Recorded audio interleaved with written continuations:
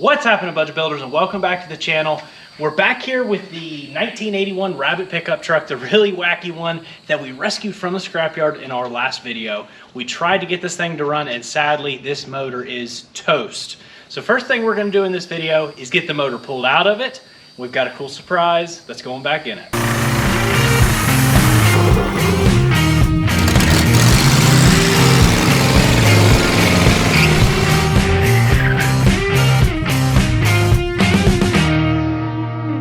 With that head removed, 90% of what holds this motor in here is gone. Wiring and everything. You know a truck's pretty solid, rust-free, when you can take both of those little 10mm radiator nuts off. If you know, you know. I have broken many of those off into the core support, and they are a monster to deal with. Hey, it's right there. When removing this clutch cable, what you've got to do, what all is on here, is lift the lever up. You have a little clip that goes up underneath the ball on the end of it, and then it just comes out of there.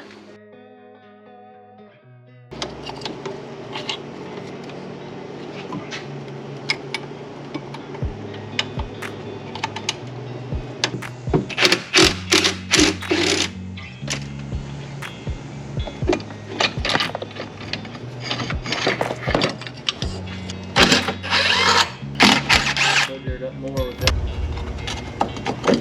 Solid on. Go ahead and cut that exhaust. If we can, all we have to do, it's only hanging on by one hanger, we might be able to just get it.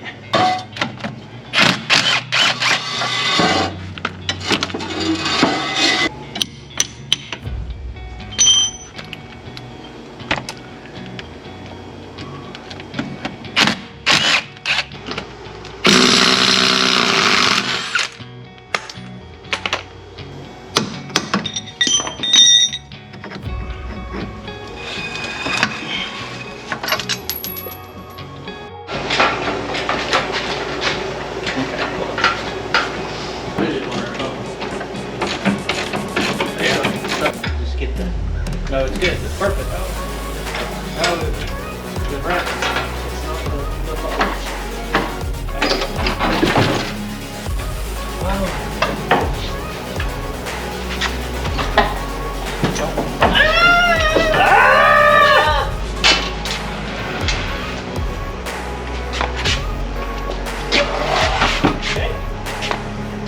Here is our new drivetrain. This is a 1991 Jetta Eco Diesel, which is actually fairly rare.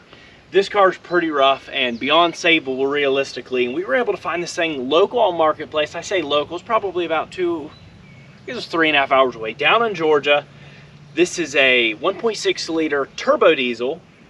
This is, like I said, this is the Eco Diesel, so it makes a little less horsepower than the turbo diesel. The only difference in the Eco Diesel is the injection pump and the injector. So if down the road we want to swap those out, we have the good block, the good internals, we have oil coolers.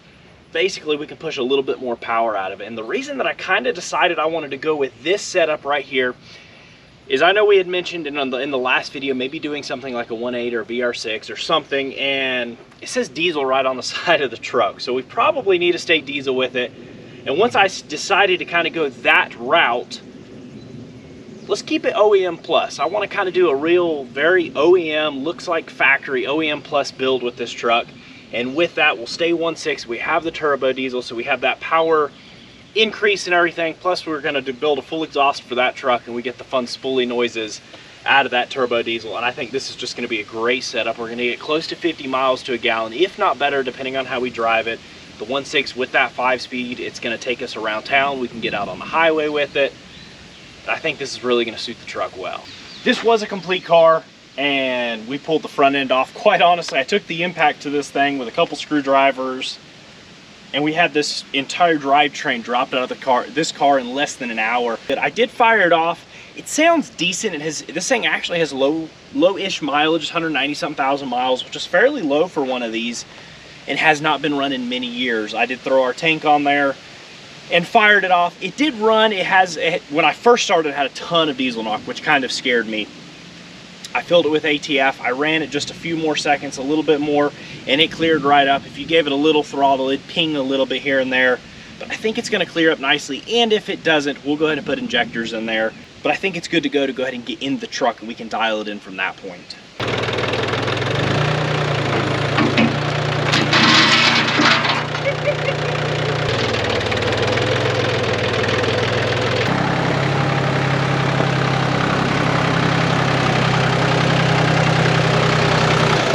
Now, before we start cleaning the engine and transmission, we do need to go ahead and start addressing a few things. Now, some of that is getting rid of a few bits that we do not need on the truck, and that is obviously power steering. There'd be no point in putting it in there. Another thing that we do have to do, which is kind of aggravating, we'll go ahead and do a timing belt on this, and while we have it off, this bracket right here is the same, other than the motor mount is going to be here on the truck, whereas the motor mount's in the rear on the Mark II because you have that subframe like it does.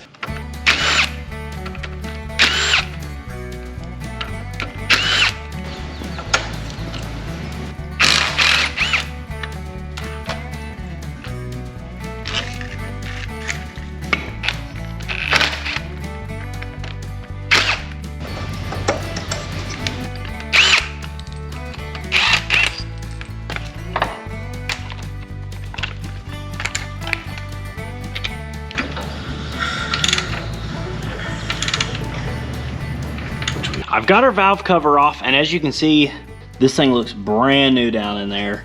And also, you can tell that our timing belt and tensioner look fairly new. Now, this car has not run since the 90s, so this was probably one of the last things they did. But if you notice, I have our mark lined up here, which you line up. There's a little V in there that lines up with the dowel. You get this on flat right there, top dead center of the compression stroke. We're one tooth, at least one tooth off. You can see there's our mark, and our mark in our injection pump is at least one tooth off. So somebody did the timing belt on this, did not get that right. And I wonder if that's when the car got parked. Maybe the tree fell through the back window and everything and tore it up, but maybe this gave us a bit of a running issue, and this could be our diesel knock if we're firing incorrectly in the wrong spot.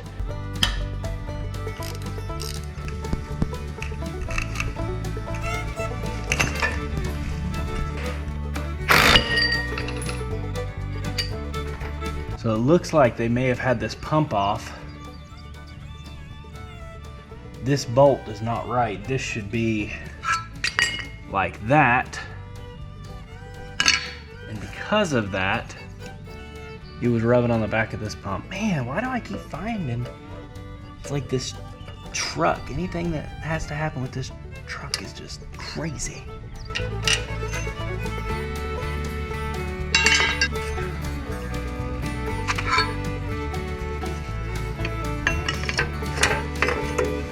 While the injection pump is off and it's easy enough, there's no point in not going ahead and doing these glow plugs, because sometimes that's all the difference in getting one of these things to fire off on a cold day, is having a good set of glow plugs.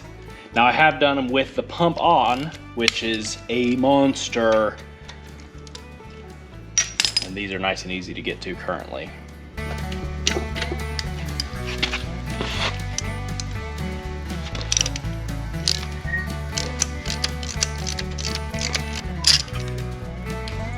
That's surprising.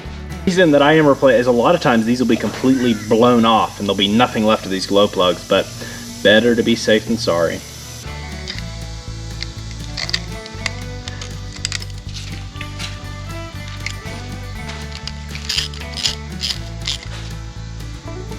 Gone ahead and slid our new timing belt, Gates timing belt, and tensioner on there. We've gone a couple revolutions. As you can see, we're perfect there. Our mark is lined up perfect there. And now our injection pump lines up. We got it up in the air. Let's degrease it. Let's get it as clean as we possibly can. I don't want to tear anything apart. I don't want to paint the block some kind of crazy color or anything, but I do want to be able to bring the aluminum color back from the head. I want to be able to clean that transmission up, so if we have any leaks or anything, we can see what's going on. But again, I want to keep this thing as OEM plus looking as possible. You can see we taped off that turbo diesel decal and everything, so you can be able to see that and all. And again, clean it, make it look good, but OEM plus.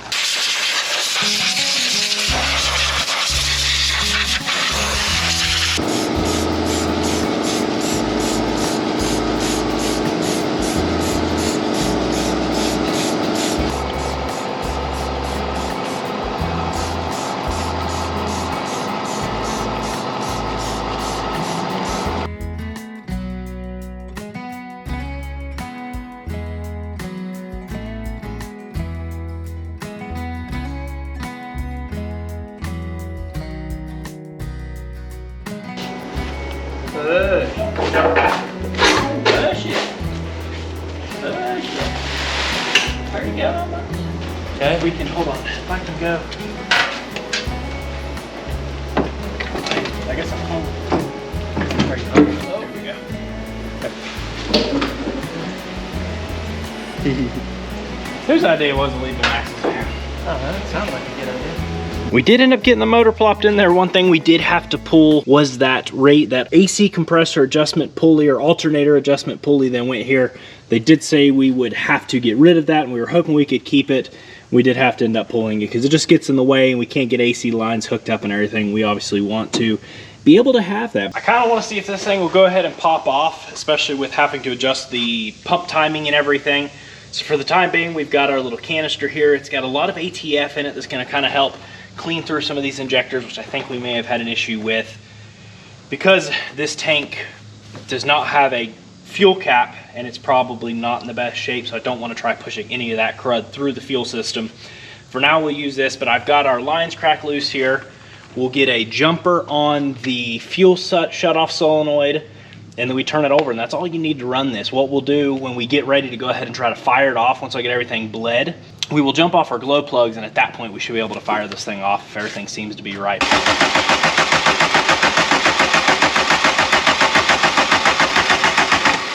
Alright, we've got one coming through there. It is through this one. Happy? Yep. Okay, I'm gonna leave the wrench right there. What the heck?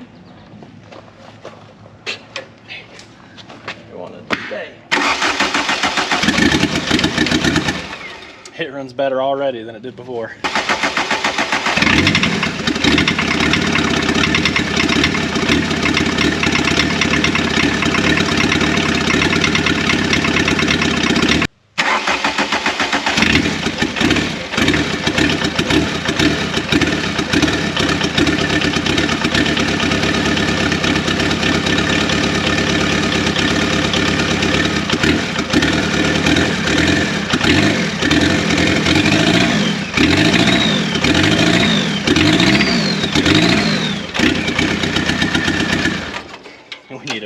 Run through those injectors. It runs though. Look, you could hear that ping clear up. It's because of not having good diesel fuel and everything in there, and we need to run it and clear it through and everything, because the last person that had the car, I think they attempted to try to get it running and ran it off what was in the tank that had been in there. Sometimes it's okay to run that older stuff. Obviously this one did not like it. Now with that being said, the reason I just made a big old huge mess, and I probably shouldn't have, is our valve cover gasket won't be here till mid next week. So we had to, I don't know, I kind of wanted to just run it. We obviously needed to put it in there. Another thing that we need to address, and the reason we don't have coolant in it yet, and we forgot to, it was dumb while we had the motor out, it is missing a freeze plug in the back. There's no cracks or anything in the block. For some reason, one of the freeze plugs is just completely missing. It doesn't look like it's all that bad or anything. It shouldn't be hard to do because there's plenty of access back there, but we do need to go ahead and get a freeze plug put in it. This is not a bad one to do. As you can see, we have pretty good access here. I think we'll be able to make it happen. First thing I'll do is clean the hole the best I can with this 220 grit sandpaper.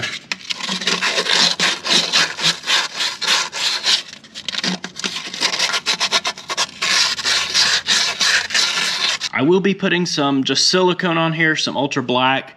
There's special ones, but from what I've seen from engine builders, they prefer just to use a silicone like this.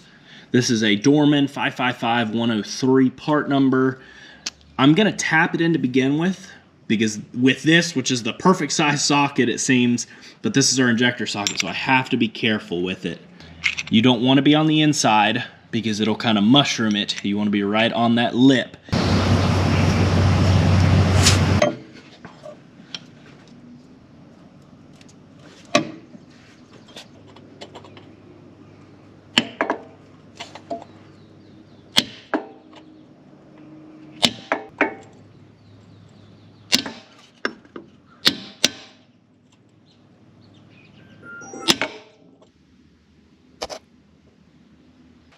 And go back in with the radiator here, which I did go ahead and flush out.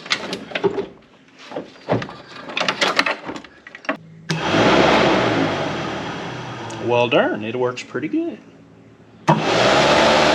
Both directions. Couple things here we need to swap out and address are these two necks, specifically because of the sensors that they have in them.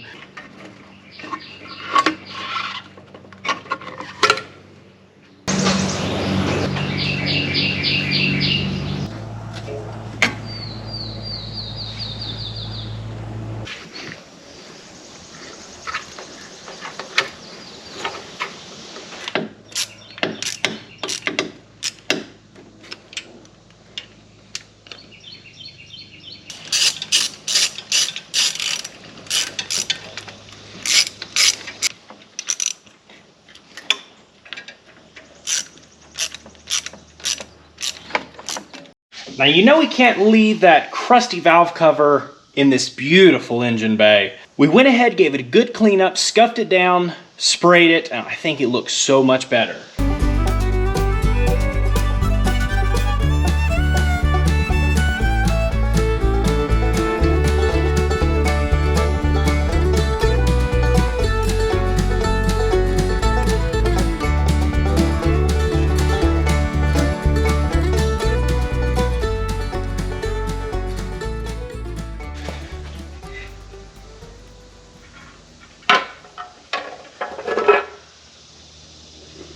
Yeah. Well, it's probably best we put the baffle back in there.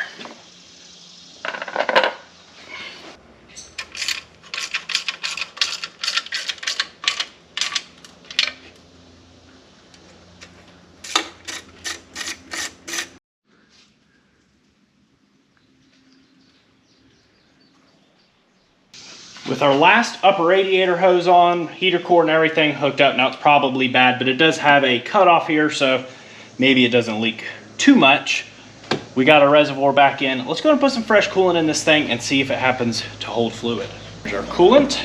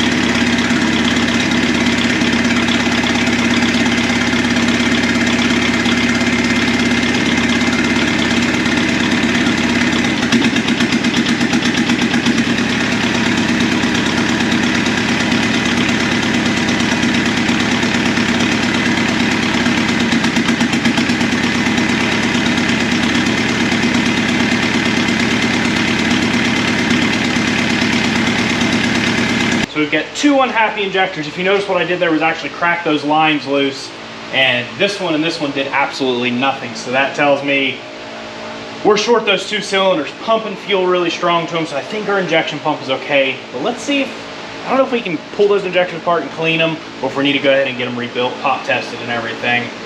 Let's figure that out so we can go ahead and get this thing running a bit smoother. It sounds good, it sounds healthy. That pinging noise you hear is just that diesel ping from those injectors not firing well, so it's just a lack of fuel, some aeration probably.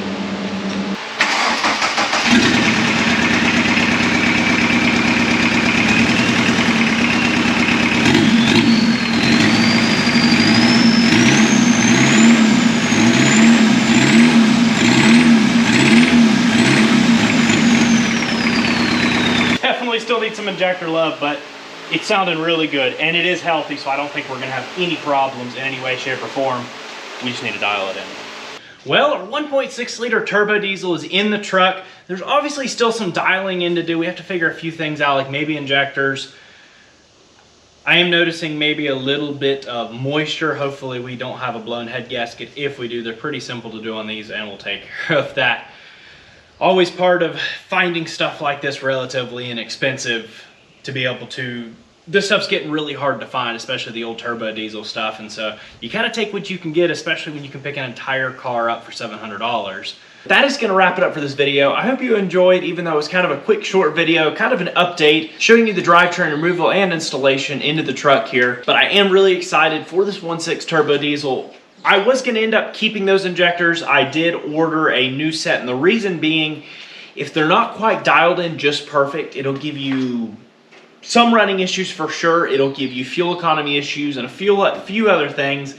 And so we were at, for $260, where it's $260, no, plus a $40 core. So for $220, we were able to get a new set of injectors, and they are actually the 355 bar turbo diesel injector, so it's going to give us a little bit of power increase, and down the road, as long as everything seems to do pretty good, we'll end up throwing the turbo diesel pump on here in the near future, but for the time being, that should be able to get us going down the road. At this point though, I have done the rear lift. I am working on building and fabricating the front lift for this. And so in our next video, mid next week, you will see the lift kit go on this, the new wheels, the new tires, and we're gonna go ahead and start detailing this thing, which I'm really excited for. This truck's different, it's cool. I think it's gonna be really fun, especially a little daily driver cruiser. I've been daily driving the 496 Suburban, and that thing absolutely kills you. So I'm excited to get this one on the road. Later this week, we will have part 2 on the Galaxy, and I'm aiming to have a part 2 on the John Deere if I can. I'm trying to keep videos flowing the best that I can, try to keep our builds updated and everything, even if they're not quite as long. But that's going to wrap it up. I really hope you're enjoying. If you haven't already and you are, be sure to subscribe button notification bell. And if you have been with us, we really do appreciate it. As always, peace out. Catch you all on the flip side.